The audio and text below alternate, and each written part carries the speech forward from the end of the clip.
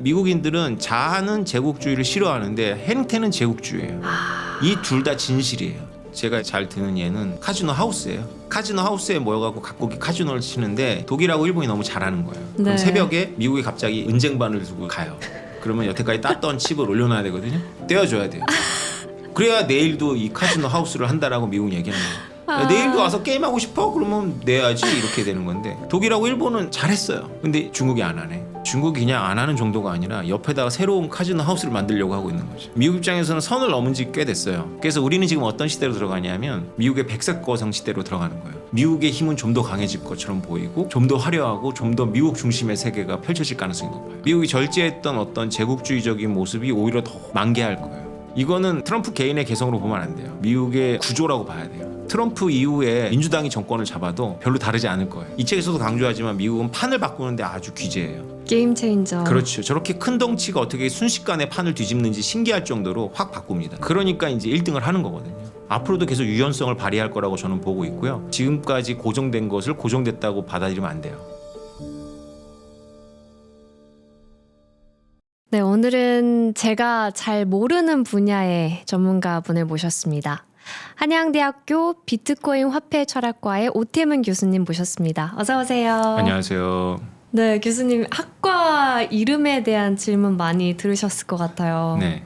비트코인 화폐 철학과인데 뒤에 왜 철학이라는 단어를 붙이셨는지 궁금했거든요. 뭘 가르치는지 도대체 사람들이 궁금해하는데 화폐 현상이거든요. 비트코인이. 그래서 우리 과의 영어 명칭이 Philosophy of Bitcoin as Money예요. 그러니까 화폐로서의 비트코인의 철학이거든요. 의미가 뭐냐, 비트코인을 바라본 여러 관점이 있는데 처음에 한 10년 전에 제가 공부할 때는 많은 젊은이들이 비트코인을 블록체인이라는 기술로 접근을 했어요.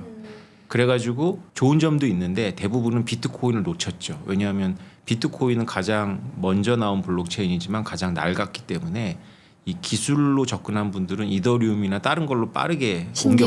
옮겨갔어요. 그렇죠. 네. 그리고 주로 컴퓨터 사이언스라든가 어쨌건 공학적인 기반 있는 분들이 많이 들어왔어요. 근데 저처럼 경영학을 했다거나 아니면 인문학을 가신 분들은 굉장히 빈약했어요. 그런데 사실 저는 11년 전에 비트코인을 제가 공부할 때 이거는 당연히 철학적 현상이다. 왜냐하면 비트코인은 많은 회의론자들이 말하는 것처럼 기본적인 가치도 없고 쓸모도 없거든요. 그래서 기본적인 가치와 쓸모가 없는 게 가격을 갖고 있잖아요. 그래서 이것은 우리가 기존에 알던 것이 아니기 때문에 이거는 철학적인 접근밖에 안 된다. 그래서 궁극적인 접근을 해야 된다라고 본 거죠.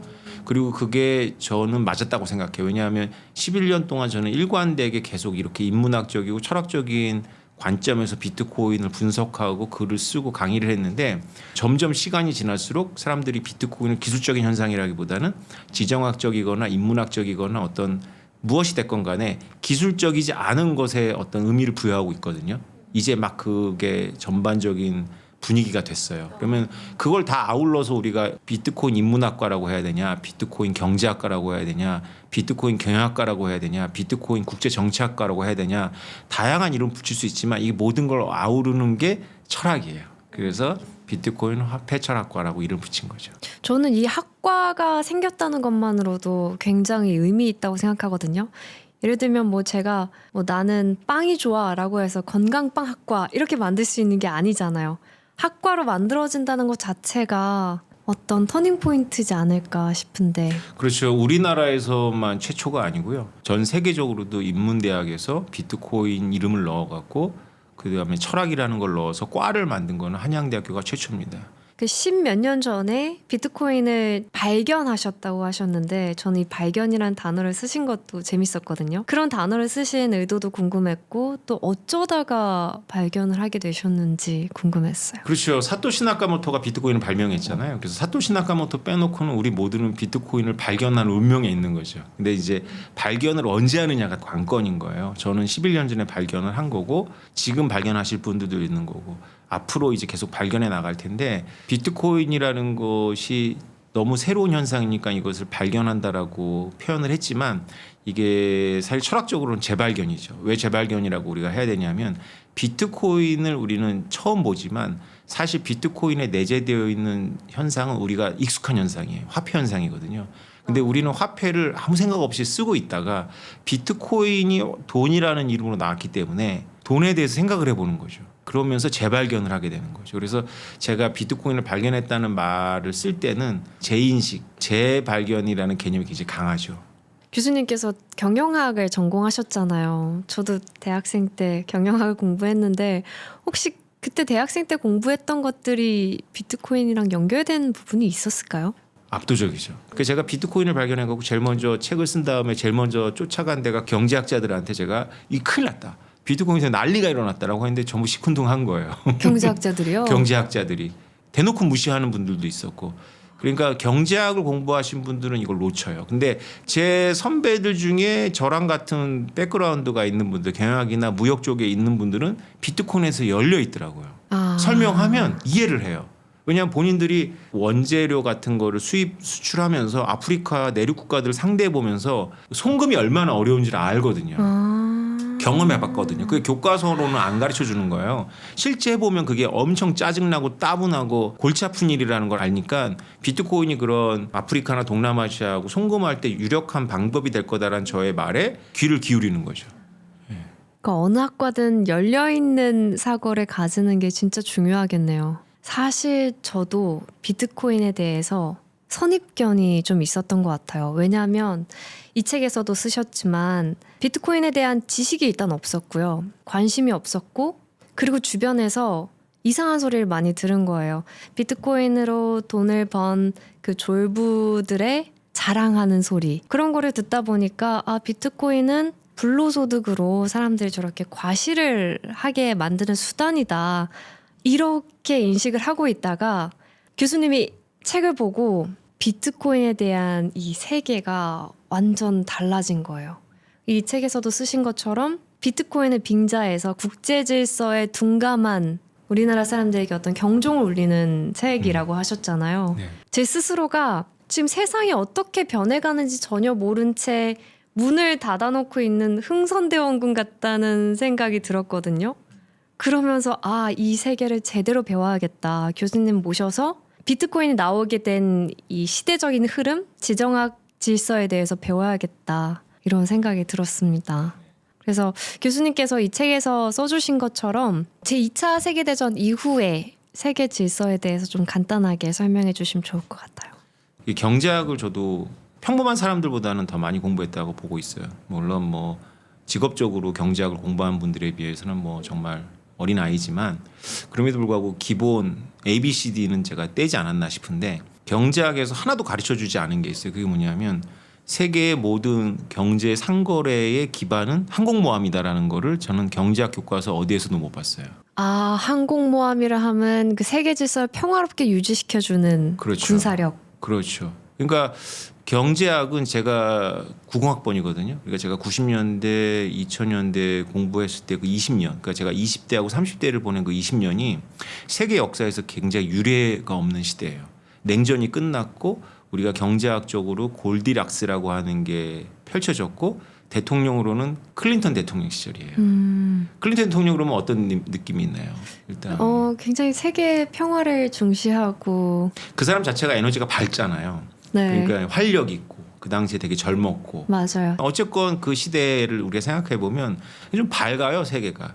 그래서 경제학자들이 착각을 한 거예요. 세계가 원래 이렇게 밝은 곳이다라고.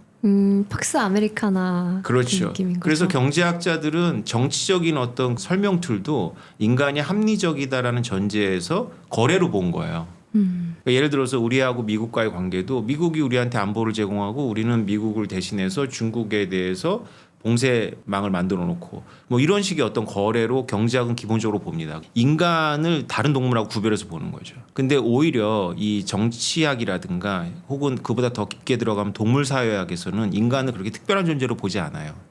인간도 그냥 짐승이에요, 짐승. 근데 우리가 경제학을 기본적으로 들어갈 때는 인간이 합리적이다라는 전제니까 인간이 굉장히 독특한 존재입니다. 우리가 익숙한 경제학은 인류 역사에서도 굉장히 독특한 시절에 특화되어 있고 인간이 독특한 때 환경이 굉장히 괜찮았을 때의 인간의 어떤 인간성을 다루는 되게 비좁은 학문이라는 생각이 들어요. 특수한 상황에 적용되는 거예요. 그렇죠. 이거보다 훨씬 더 보편적인 것은 여기서 보편은 경제학에서 말하는 보편하고 달라요. 여기서 말하는 보편은 그냥 빈도가 많다는 보편이에요. 우리가 인류 역사에서 빈도가 많았던 것은 경제학에서 전제한 건 합리적인 시대가 아니에요. 인간들이 원초적으로 남이 심은 것을 빼앗으려고 하고 그것을 막으려고 분투하던 시절이 훨씬 더 장구해요. 그러네요. 전쟁의 역사가 훨씬 길었네요. 그렇죠. 그러면 우리가 2차 세계대전 이후에 미국 주도의 시대인데 80년대는 이 체제가 되게 다이내믹했지만 그래도 우리한테 제공해 준 게 있어요. 그게 뭐냐면 탈식민지 시대의 국제 질서거든요. 탈식민지 시대, 탈제국주의 국제 질서예요. 미국인들 자체가 제국주의라는 말을 싫어해요. 우리는 기존의 제국주의랑 달라. 그렇죠. 이런 생각인 거죠. 기존의 제국주의랑 다르다라고 하면 제국주의인데 제국주의라는 말 자체를 싫어해요. 그런데 하는 행태 중에는 상당 부분 제국주의하고 겹치거든요. 그러니까 미국인들 정의할 때 일종의 정신분열증을 전제해야 돼요. 자기 모순적인 부분이 그렇죠. 있다는 거죠. 그러니까 미국인들은 자아는 제국주의를 싫어하는데 행태는 제국주의예요. 이 둘 다 진실이에요. 이 둘 다 진실로 다뤄야 되는데 한국에서는 이제 우리가 변방이다 보니까 지적으로 변방이다 보니까 이미 천재적인 학자들이 이거를 다 다루는 도구들을 만들어 놨는데 우리는 그걸 공부 안 하고 이 음모론에 다 빠져 있는 거예요. 다시 비트코인 얘기로 돌아갈 수밖에 없는데 비트코인을 가지고 설명할 때 배운 사람들이 막히는 게 뭐였냐면 미국이 가만 안 있는다는 거예요. 미국이 달러에 도전하기 때문에 내가 공부한 미국하고 저 사람들이 머릿속에 있는 미국 왜 이렇게 다르지라는 제가 의문을 갈 수밖에 없었고 내가 틀릴 수 있기 때문에 다시 공부를 한 거죠. 그러면서 깊게 공부했어요. 이 책은 한 번에 쓴 책은 아니고요. 전작이 있고 그 전작을 개정한 건데 네. 전작을 쓰기 위해서 제가 200여 개의 책과 논문을 인용하거든요. 네. 그래서 제가 6년 동안 한 200에서 300개의 어떤 출처를 읽은 것 같아요. 그리고 왜 이런 책이 없을까? 이렇게 정리한 책이. 왜냐하면 정치학을 다루는 사람은 정치만, 국제 정치만 얘기하고 금융을 다루는 사람은 금융만 얘기하는데 이게 두 개 되게 밀접해요. 그리고 이게 두 개가 밀접하다라는 게 우리가 트럼프 시대에 목도하고 있는 거고요. 그래서 정리하겠다는 마음으로 이제 책을 썼는데 그래서 이 책의 깊이가 엄청나더라고요. 아니 역사학자도 아닌데 어떻게 이렇게 고증이 잘 된 글을 쓰셨을까 너무 궁금했어요.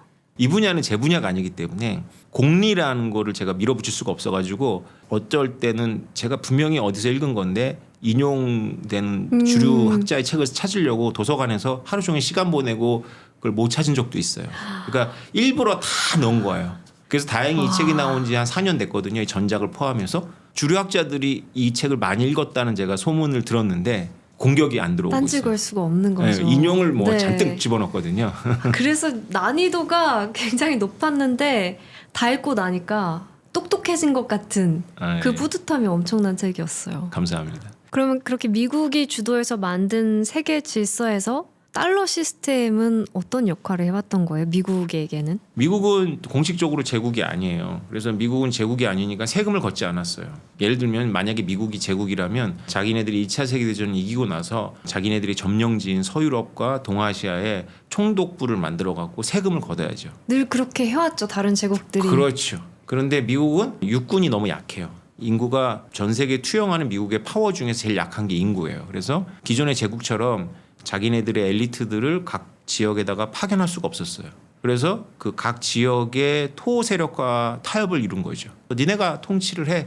그리고 어떤 선만 넘지 마. 그러면 우리가 너희들의 통치를 방해하지 않을 거야라는 게 이제 미국적 이제 제국주의라고 볼까요? 라고 할 수 있는데 여기에 결정적인 결함이 있어요. 세금을 아무도 내지 않는 거예요. 세금은 내지 않는데 공공재는 누군가 투입을 해야 되는 거죠. 그럼 비용을 미국이 혼자 부담할 수는 없잖아요. 그렇죠. 그거는 이론적으로도 불가능하고 현실적으로 그렇지 않았어요. 그래서 만약에 이상주의자들이 생각했던 것처럼 각 국가들이 비행을 하지 않는다면, 그러니까 주어진 국제 질서를 공정하다고 받아들이고 여기서 비행 행위를 하지 않는다면 미국의 이상주의가 맞았을 거예요. 각 국가들이 합의를 해서 유엔 같은 데 모여가지고 다수결로 결정하고 이런 식으로 국제 질서가 유지가 된다면 미국 입장에서도 큰 비용을 쓰지 않고도 국제 평화를 유지할 수가 있었죠. 무엇보다 자기네 스스로 절제할 자세가 되어 있었거든요. 우리는 이겼지만 큰 스위스야. 우리는 힘이 센 스위스지. 중립국이다. 우리는 뭐 이렇게 총독 보내고 영국처럼 저런 야만적인 제국주의 안 할 거야. 이게 미국의 출발이었어요.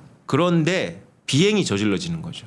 소련이 가만히 있지는 않았던 거예요. 그 첫 번째 비행 장소가 놀랍게도 한반도. 한국전쟁. 한국전쟁이 일어났어요. 네. 그래서 한국전쟁, 베트남전쟁, 중동전쟁처럼 미국이 과도한 비용을 지불하는 계속 비행 행위가 일어난 거예요. 미국 입장에서. 그러다 보니까 미국이 거기에 돈만 보내는 것이 아니라 자국의 젊은 국민들을 보내가지고 피를 흘린단 말이죠. 그런데 거기에 무임승차하는 걸로 보이는 나라들이 있어요. 한반도 전쟁을 치른 한국은 무임승차한 게 아닌데 그 이후로 오랜 평화 시기 동안 한국은 무임승차한 걸로 보이고 일본은 미국한테 대들어가고 때려줬는데 미국이 더 잘 살아. 미국 입장에서 보기에 완전 무임승차예요. 독일 그렇죠. 그러니까 무임승차하고 돈은 안 내. 그래서 트럼프가 항상 한국, 일본, 독일을 언급하면서 저 나라들은 부자 나라가 됐는데 우리 덕분에 왜 우리가 피해를 봐야 되냐 이렇게 주장을 하는 거네요. 그렇죠. 근데 트럼프가 1기 때 지금 말고 1기 때는 깨우치지 못한 게 있어요. 지금은 확실히 깨우친 것 같은데 미국이 이론적으로 세금을 안 받을 수도 없고 현실적으로도 그렇지 않았어요. 그게 바로 달러예요. 그 달러를 통해서 세금을 받은 거죠. 그러니까 달러 시스템 자체가 세계 각국이 내는 세금이었다는 맞습니다. 말씀이죠. 네, 그렇게 봐야 돼요. 왜냐하면 우리가 원거리 무역을 하면서 미국이 말레카 해협을 지켜주고 호르무즈 해협을 지켜주는 항공모함을 투사했다 그래가지고 항공모함 유지하는데 돈 쓰세요 하고 우리가 낸 적은 없어요. 그런데 우리가 중동에 석유를 갖고 온다거나 일본하고 무역한다거나 중국하고 무역할 때도 달러를 썼단 말이죠. 그래서 미국은 달러에 대한 수요가 늘 충만한 상태에서 달러를 가지고 다른 나라가 누리지 못했던 그 재정 적자를 누릴 수가 있었어요. 그 재정 적자 그러면 우리가 일단 부정적으로 느껴지지만 어쨌건 미국은 재정 적자를 만들어도 이자율에 대한 강박이 없었던 거죠. 그러니까 미국 빼놓고 모든 나라는 재정 적자가 높으면 그 자기네 나라에 대해서 사람들이 요구하는 채권에 대한 이자율이 높아지기 때문에 이자율이 높아서 자국의 경제가 위축이 되는 심지어는 이제 IMF한테 돈을 꿔야 되는 이런 상태로 몰리는데 미국은 그런 걱정이 없었던 거죠. 빚을 안 갚아도 계속 다음으로 미루고 그렇죠. 번영을 누릴 수 있었다는 그렇죠. 거죠. 쉽게 말하면 직관적으로는 이렇게 설명이 되죠. 특수한 종이에다가 특수한 잉크를 발라갖고 이렇게 중동에 보내면 석유가 왔던 거죠.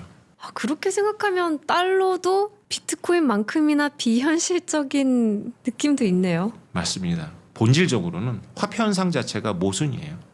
화폐 현상은 지속 가능하지 않을 수도 있어요, 사실은. 종이에 진짜 잉크 찍은 건데. 그렇죠. 그러니까 화폐라는 게 기본적으로 장부인데요. 그 장부가 이게 집합적인 어떤 그런 집단 지능의 어떤 산물이에요. 그래서 공산주의자들은 이제 국가가 모든 통계를 다 알고 있으면 누가 얼마만큼 노동했는지를 다 알고 그 노동한 것에 대해서 쿠폰을 지급하는 거죠. 소련이 실제로 그랬어요. 그래서 소련의 화폐는 사실은 노동 쿠폰이었던 거예요. 그래서 의사하고 공사판에서는 비숙련 노동자의 노동의 가치를 소련 가격국이 정해갖고 쿠폰을 나눠주는 거죠. 근데 이것이 가지고 있는 정보가 현실의 정보를 반영하지 못하니까 모순이 생긴 거거든요.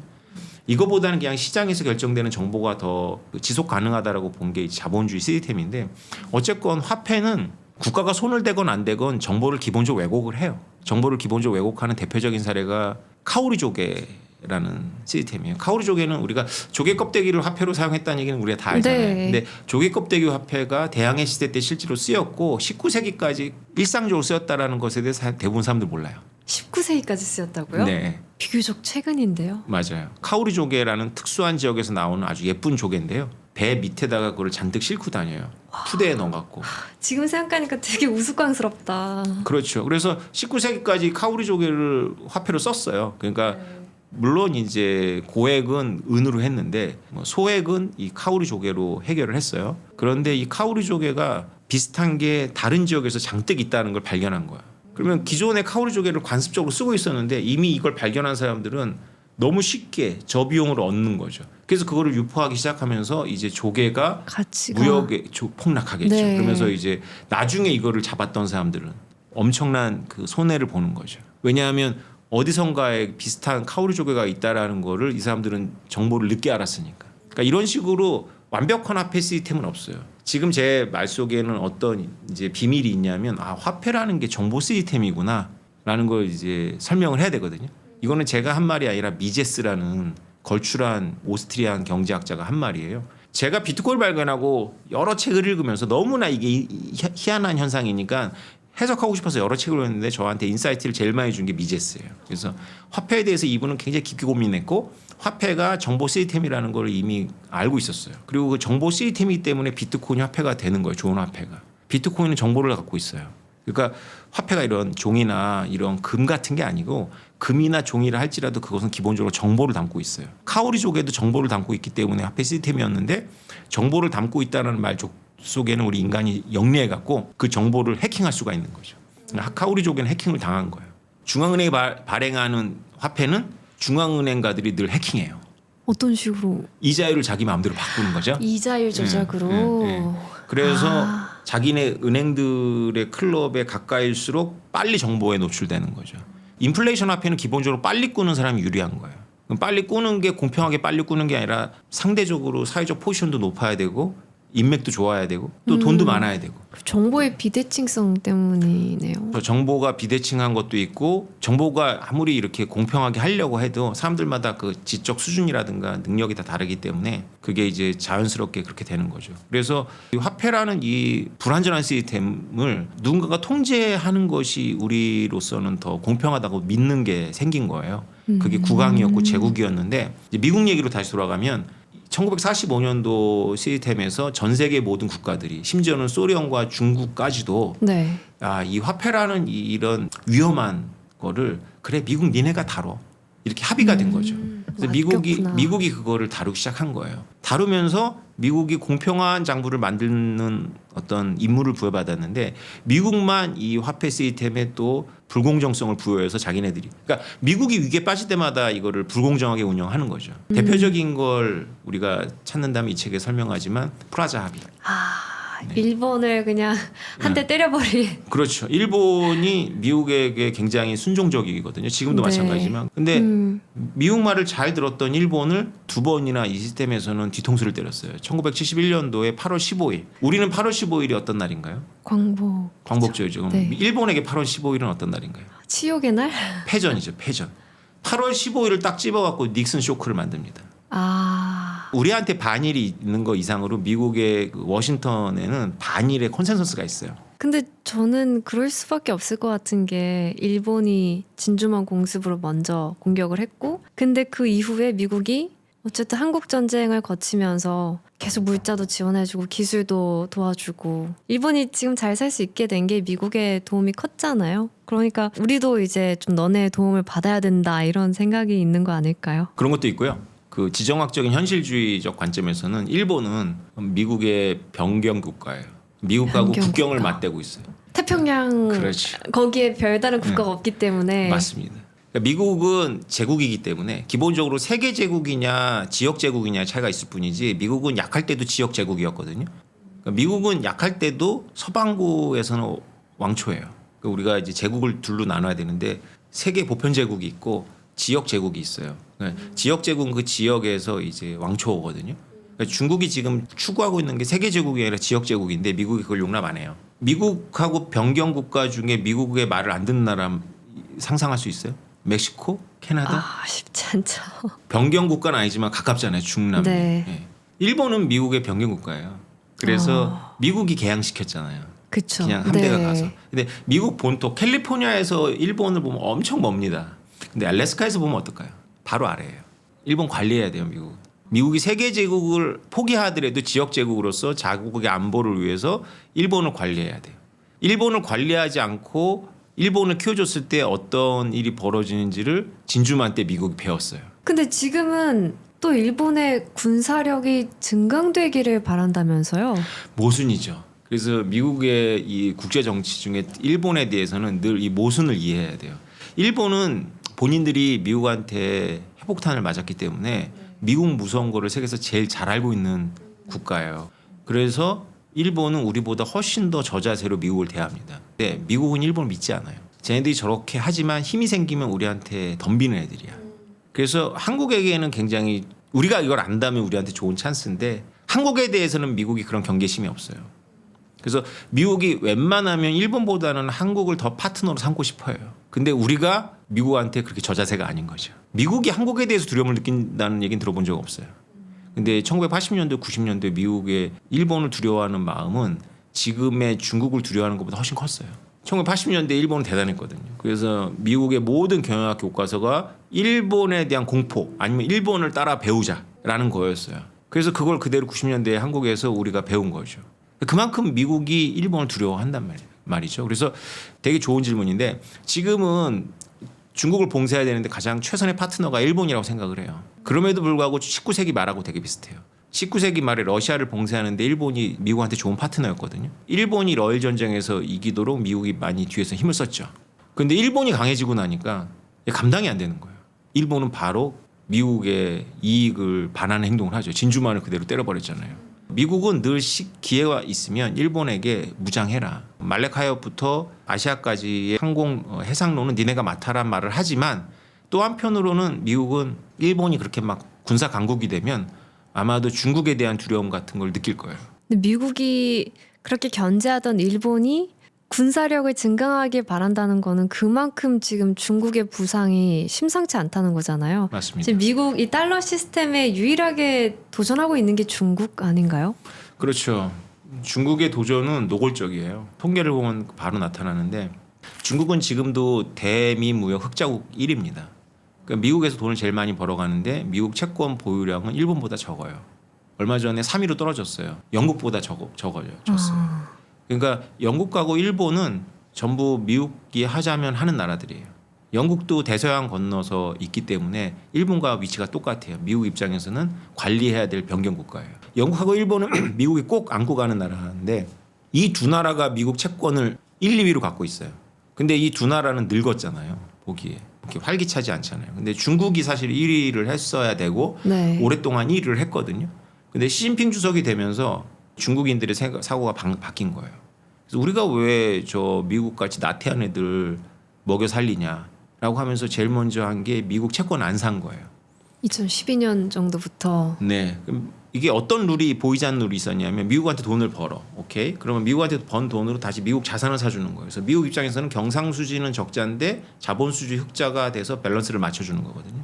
근데 중국이 미국한테 돈은 버는데 미국 채권을 사주지 않는 거죠. 미국은 이게 뼈 아팠을 거예요. 혼자 규칙을 어기고 있는 거네요. 그렇죠. 암묵적인 규칙을. 그렇죠. 미국이 어떤 플레이어냐면 심판과 플레이를 겸하는 선수예요. 그것도 독특하네요, 참. 그렇죠. 그러니까 독일하고 일본은 이거에 익숙해요. 그러니까 제가 이제 잘 드는 예는 카지노 하우스예요. 카지노 하우스에 모여갖고 각국이 카지노를 치는데 독일하고 일본이 너무 잘하는 거예요. 그럼 네. 새벽에 미국이 갑자기 은쟁반을 두고 가요. 그러면 여태까지 땄던 칩을 올려놔야 되거든요. 떼어줘야 돼요.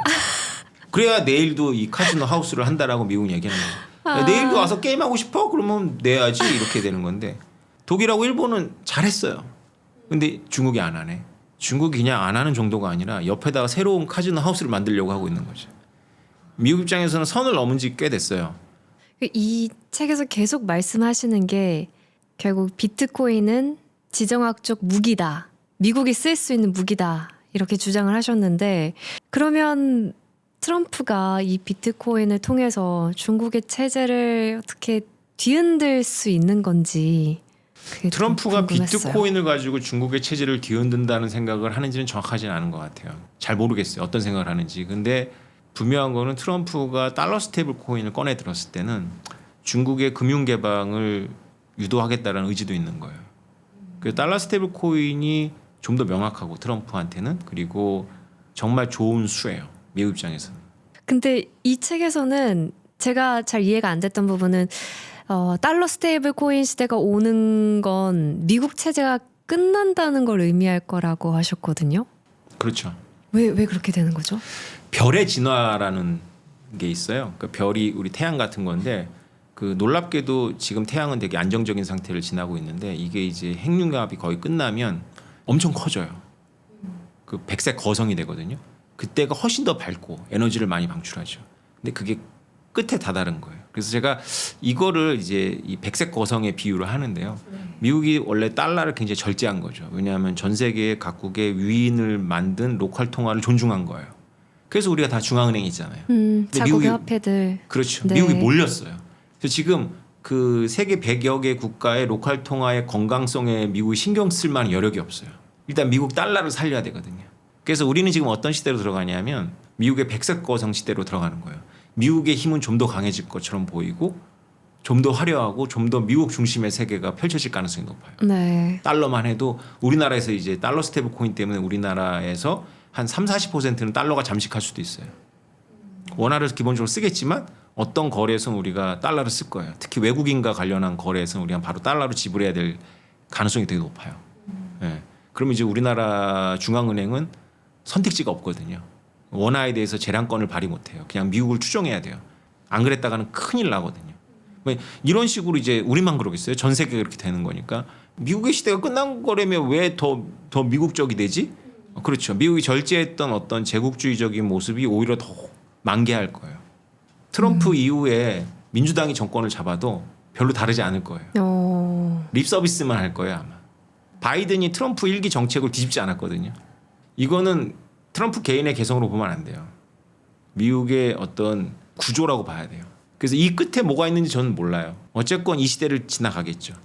그렇지만 미국의 시대는 끝이 날 수 있다. 그렇죠. 뭐든지 물극필반이라는 말이 있잖아요. 물성이 극계에 달하면 이제 반전이 일어나거든요. 이게 자연의 순환의 어떤 원리인데 최고의 호황이 바로 가장 불황의 직전이잖아요. 네, 그런 것처럼 미국의 시대가 어떤 식으로든지 이제 소멸하겠죠. 왜냐하면 영구 불변한 시스템은 없으니까. 지금 우리가 이런 트럼피즘을 보는 이유도 달러의 변화를 보는 이유도 지난 80년 동안 어떤 내적인 모순이 쌓였기 때문이거든요. 그래서 한 번은 털고 가야 되는 거죠. 여기서 이제 미국이 끝날 수도 있었는데 미국이 영리해요. 그리고 전략적 유연성이 우리나라 같이 작은 나라보다 훨씬 더 뛰어납니다. 이 책에서도 강조하지만 미국은 판을 바꾸는데 아주 귀재예요. 게임 체인저. 그렇죠. 저렇게 큰 덩치가 어떻게 순식간에 판을 뒤집는지 신기할 정도로 확 바꿉니다. 비트코인만 보세요. 미국이 비트코인에 대해서 계속 이렇게 거리를 두다가 미국 확 품어버리잖아요. 이걸 우리가 한국 정치에 기대할 수 있을까요? 우리는 미국이 하면 따라갈 수 있을 수준이. 그것도 잘하는 거죠. 우리 훨씬 더 경직되어 있어요.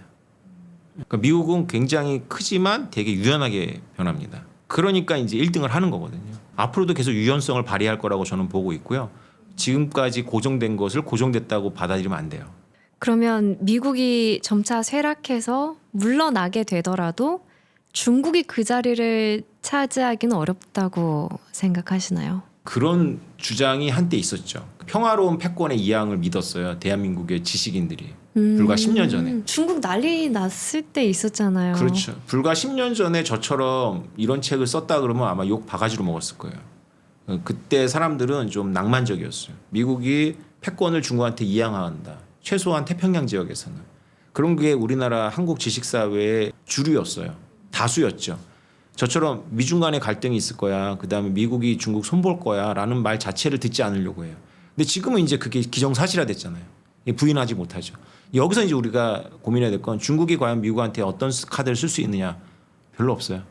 미국이 주도권을 잡은 거예요. 특히 이런 금융혁신에 있어서는 미국이 달러 스테이블 코인이라든가 비트코인을 통해서 중국을 가지고 놀 수준이 됐어요. 그러니까 국제 금융 시스템의 질서에선 중국이 상대가 되기 어렵겠네요. 그렇습니다. 많은 사람들이 착각하고 있는 게 중국의 위안화가 달러를 대체한다 그러는데 중국한테 그런 의지가 없어요. 왜냐하면 일본이 그런 의지가 없었거든요. 60년대 70년대에 미국이 일본한테 니네가 좀 기축통화의 많은 부분을 담당해야 되라고 했는데 일본이 거부했어요. 왜 그런지는 보시면 알아요. 일본은 굉장히 안정된 사회거든요. 안정된 사회가 왜 안정됐냐면 빈부격차가 적어요. 일본 산업국가 중에서. 왜냐하면 제조업을 끌어안고 있거든요. 중산층이 탄탄하나 보네요. 그렇죠. 거대한 제조업이야말로 이 사회를 안정시키는 거라고 독일하고 일본은 믿는 거예요. 그러니까 독일도 IT 기업이 없잖아요. 제조업을 끌어안고 있으니까. 일본도 제조업 국가거든요. 튼튼합니다. 제조업하고 그 하청업체하고 관계나 이런 게 굉장히 튼튼해서 우리보다 훨씬 더 보수적인 사회잖아요. 맞아요. 네. 네. IT 기업도 별로 없고 있지만 뭐 이렇게 우리처럼 막 이렇게 활개치지 못하죠. 근데 우리는 미국하고 기질이 좀 맞는 것 같아요. 어쨌건 중국도 이걸 보고 있거든요. 중국 입장에서 인민을 먹여 살리려면 제조업만 한 게 없는 거예요. 금융이나 IT는 국가가 화려하기에는 좋은데 일자리가 많지는 않아요. 그리고 일자리를 굉장히 불안정하게 만들어요. 근데 제조업의 대규모 단지 제조업은 일자리가 안정적이거든요. 정시 출근, 정시 퇴근하는 자리고. 중국은 제조업을 끌어안아야 되기 때문에 제조업 국가를 지망하는 나라들은 무역 흑자를 내야 돼요. 무역 흑자를 내려면 기축통화하면 안 되는 거예요. 맞네요. 미국이 그동안 기축통화국으로서 엄청난 무역 적자를 끌어안았으니까. 근데 네. 중국은 그걸 끌어안을 여력이 없는 거고. 의지가 없어요. 일본도 그랬고 독일도 그랬고 중국도 그래요. 그러면 중국은 이제 뭐 비트코인이나 달러 스테이블 코인으로 점점 자본 이동이 자유화될수록 더 흔들거리겠네요. 기반이 흔들리죠. 벌써 이미 미국의 관세 때문에 많이 흔들려요. 제조업 기반의 취약점이죠. 그게. 말씀 들어보니까 세계가 점점 카오스로 갈 것 같은 느낌이 드는데요. 당분간 어려울 거예요. 그러니까 우리가 중동을 보자고요. 그러니까 중동이 하나의 리트머스 테스트 같은 건데요. 이스라엘이 미국 말을 안 들은 지 꽤 됐어요. 이스라엘이 미국 말을 안 들어도 되기 때문에 안 듣는 거예요. 어떤 자신감이죠? 왜냐하면 미국의 힘이 중동에 그렇게까지 투사할 수가 없어요. 미국이 왜 바이든 대통령 직전까지는 아프가니스탄에는 군대가 있었고 그 이라크에도 있었어요. 그거를 지도를 펴놓고 나면 중동에 이란을 포위한 상태로 군대가 있었던 거죠. 근데 이라크 뺐고 아프가니스탄 뺐잖아요. 그죠? 그러니까 할 수 있는 게 이제 인공위성 동원해갖고 드론으로 공격하고 이런 거밖에 없어요. 그러면 중동의 안정을 어떻게 지킬 것이냐? 미국 힘으로는 불가능해요. 미국은 너네 문제는 너네가 알아서 해.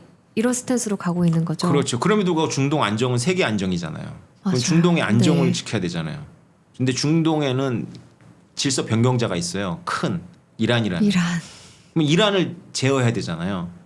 누가 하겠어요? 누가 하는 걸 우리가 봤죠? 미국이 했나요? 미국이 했죠. 근데 미국은 최대한 피 안 흘리는 방식으로 했고 피는 누가 다 흘렸어요? 이스라엘이 했죠. 예. 중동의 미래는 이스라엘이에요. 그래서 이스라엘이 중동의 안전을 책임져요. 그래서 미국이 옛날처럼 우리를 막지 않을 거라고 알기 때문에 선을 막 넘은 거죠. 막 확전을 했잖아요. 미국 내에서는 막 대학에서 데모 일어나고 난리가 났어요. 근데 미국이 어떻게 할 수가 없는 거예요. 왜냐? 사우디와하고 아랍 왕국들이 합의가 되어 있었어요. 우리는 이스라엘한테 줄 쓸 거야. 이렇게 된 거죠. 이게 불과 10년 전에 상상할 수 없는 일이에요. 그러니까 이제 팔레스타인 문제가 점점 들어가고 있는 것 같아서 그렇죠. 걱정이 되더라고요. 사우디아라비아나 그 중동의 아랍 국가들한테 팔레스타인 문제가 본질이 아니었던 거예요. 그거는 그냥 반미, 반이스라엘 정책으로 했던 거고 민중들은 아직도 그거를 믿죠. 근데 엘리트들은 그게 중요한 게 아니라 체제 보호인데 이 왕국들에게 자꾸 혁명을 수출하는 나라가 있어요. 이란. 헤즈볼라니 뭐 이런 게 전부 공화주의를 추구하는 거거든요. 그러면 왕국들 입장에서는 피곤하잖아요. 힘들잖아요. 그래서 미국이 기분 나쁘고 이스라엘 싫지만 이스라엘이나 미국이 자기네 체제를 흔들진 않거든. 근데 이란은 이걸 공화 체제로 바꾸려고 그래. 이란 혁명을 수출하려고 그래. 그러면 누가 적이에요? 이란이 적이잖아요. 그럼 이란에 대해서 이런 아랍 국가들이 싸울 힘은 없어요. 돈은 있는데. 싸움 누가 제일 잘해? 그 동네 일장이 누구야? 이스라엘이잖아요. 이스라엘에 대한 지원 어쩔 수가 없는 거예요. 이스라엘은 영리하게 그걸 자기네 자국의 이익하고 연결해갖고 기회는 찬스다 해갖고 이번에 작년 12월에 있었던 그 학살 사건을 계기로 해갖고 지금 원래 오랫동안 정리했어야 되는 걸 쫙 정리하고 있잖아요. 그러니까 이 책은 진짜 비트코인은 국제 질서를 얘기하기 위한 어떤 수단이었던 것 같아요. 정말. 저도 비트코인이 이렇게 고구마 줄기라고 생각을 못했어요. 고구마 줄기다. 이거 너무 좋은 비유인데요. 그렇죠. 처음에 비트코인만 설명하면 사람들이 비트코인 이해할 거라고 생각했어요. 근데 비트코인을 설명하면 사람들이 어디서 막히냐 하면 미국에서 막히더라고요. 그래서 미국을 이해하려면 결국은 미국 시스템을 이해해야 되고 미국 시스템은 바로 히스토리예요. 그래서 미국이 어떻게 세계를 운영해 왔는지를 설명하지 않고서는 지금의 변화를 설명할 수가 없는 거죠. 미국의 시스템을 이해해야지만 왜 미국이 비트코인을 품는지라고 저는 11년 전에 예견을 했거든요. 야, 미국이 결국 비트코인 품을 수밖에 없어라는 얘기를 했는데 누가 믿겠어요. 그 당시에는 트럼프도 없었는데. 근데 지금 와서는 우리가 눈에서 보잖아요. 이거를. 그럼 이걸 우연이라고 볼 수도 있는데 우연이 아니라 이것은 세계의 지층의 문제라고 저는 주장을 하는 거죠. 그러니까 지금 트럼프 행정부에서 하고 있는 것들이 트럼프 개인의 어떤 비트코인에 대한 선호도가 아니라 역동적인 국제 질서 속에서 어쩔 수 없는 선택일 수 있겠네요. 비트코인은 미국의 핵심적인 전략 무기인 달러를 겨냥하고 있잖아요. 그래서 미국 입장에서는 비트코인을 억압해서 없애든지 아니면 품어야 되는 두 가지 선택지밖에 없었어요. 우리가 생각하는 것보다 훨씬 더 크리티컬한 문제예요. 이게. 비트코인이 표준화폐가 되면 미국이 달러를 통해 준조세를 거둘 수가 없어요. 그럼 미국은 제국주의가 돼야 돼요. 세금을 진짜로 통행세를 내든가 말레카협 지날 때마다 통행세를 걷든가 아니면 미국은 철수합니다. 이렇게 중요한 문제인데 이거를 뭐 이상주의처럼 비트코인이 다 접수할 거예요. 이런 세계는 우리 자녀들이 살 세계인데 세계가 카오스로 가자는 거거든요. 네. 이상한 주장을 하는 거예요. 그래서 이거를 다 지금의 시스템하고 연결해갖고 이해를 하려고 노력을 해야 되는 거죠. 결국에 비트코인을 규제하려고 했으나 그게 불가능하게 됐으니까 끌어안자. 끌어안는 이런 정도가 전략으로. 아니라 비트코인으로 판을 바꿀 거예요. 미국은. 그래서 제 말을 진지하게 들으셔야 돼요. 여태까지 이 얘기가 맞았다고 생각하신다면 미국은 진지하게 금을 비트코인을 대체할 거예요. 금을 비트코인으로 체인지해버리면 세금이라는 그런 노골적인 표현 없이 세계를 또 운영할 수 있는 여력이 생겨요. 몇십 년 동안. 미국의 띵크탱크는 고민이 끝난 것 같은데요. 그 진짜 오늘 이런 얘기를 듣고 싶었던 것 같아요. 유튜브에서 제가 비트코인에 대해 잘 모르니까 검색을 해봤는데 그 썸네일들이 다 비트코인 사야 돼 말아야 돼 아니 뭐 비트코인 얼마까지 갈 수 있나 다들 좀 이런 천편일률적인 이야기들이어서 비트코인에 관해서 조금 더 역사적으로 지정학적으로 이야기를 진지하게 듣고 싶다는 생각을 했는데 오늘 이야기를 듣고 나니까 진짜 세계가 어떻게 달라지고 있는지 어디에서 와서 어디로 가고 있는지 조금 감이 잡히는 것 같아요. 개인 투자자 입장에서 사야 되나 말아야 되나 이 논의가 아니라 세계 강대국들이 어떤 스탠스를 취하고 있는지를 알려주셔서 너무너무 유익한 시간이었습니다. 네. 네, 오늘 이렇게 트럼프 시대의 지정학과 비트코인이라는 책을 토대로 지정학적 자산으로서의 비트코인을 설명해 주셔서 너무 감사드립니다. 감사합니다. 단어 속에 잠긴 세계 끝없는 여행이 시작돼 나는 책을